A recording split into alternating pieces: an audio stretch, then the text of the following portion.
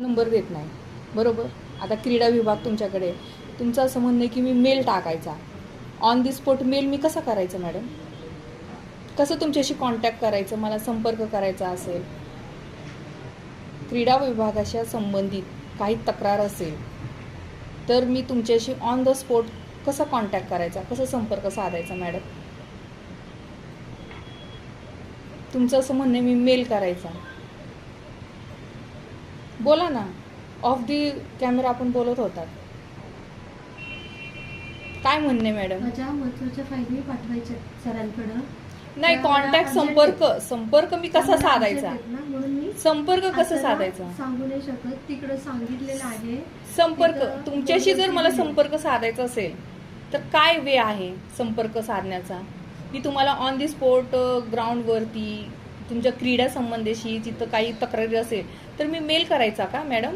Mail केला तर होऊन जाईल. ऑन दी स्पॉट आम्हाला त्या सुविधा असतात त्या मेल करायला? हल्ली ह्याच्यावर चालतो नाही ना, आम्हाला कळत नसेल, आम्हाला नॉलेज नसेल त्याचं.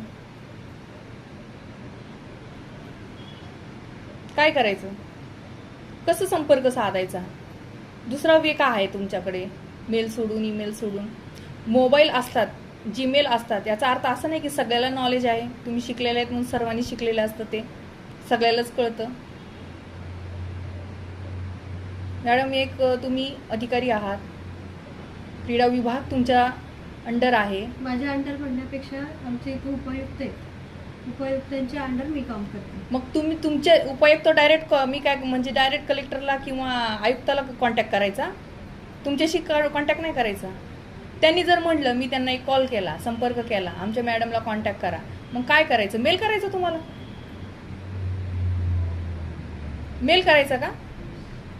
तुम्ही पालिकाचे आयुक्त जे आहेत सगळेच काम करतात त्यांच्या अंडर, मी डायरेक्ट आयुक्तांना कॉन्टॅक्ट करायचं का? त्यांना मेल करायचा का तुम्हाला मेल करायचा? संपर्क वे सांगा मॅडम दुसरा. आम्ही तुम्ही जो पत्रकारांवरती आरोप करताय की तिथं मी एवढं हे केलं ते केलं, तिथं संपर्क माझा पत्रकारांशी असा का आला नाही, चांगला होता. आणि क्रीडा विभागात आल्यापासून मला पत्रकारांचा खूप वाईट अनुभव आलाय. तुम्ही काम करता तसं, तुम्ही उत्तरं देता तसंच येणार ना तुम्हाला अनुभव, बरोबर आहे की नाही? प्रतिक्रिया द्या मॅडम.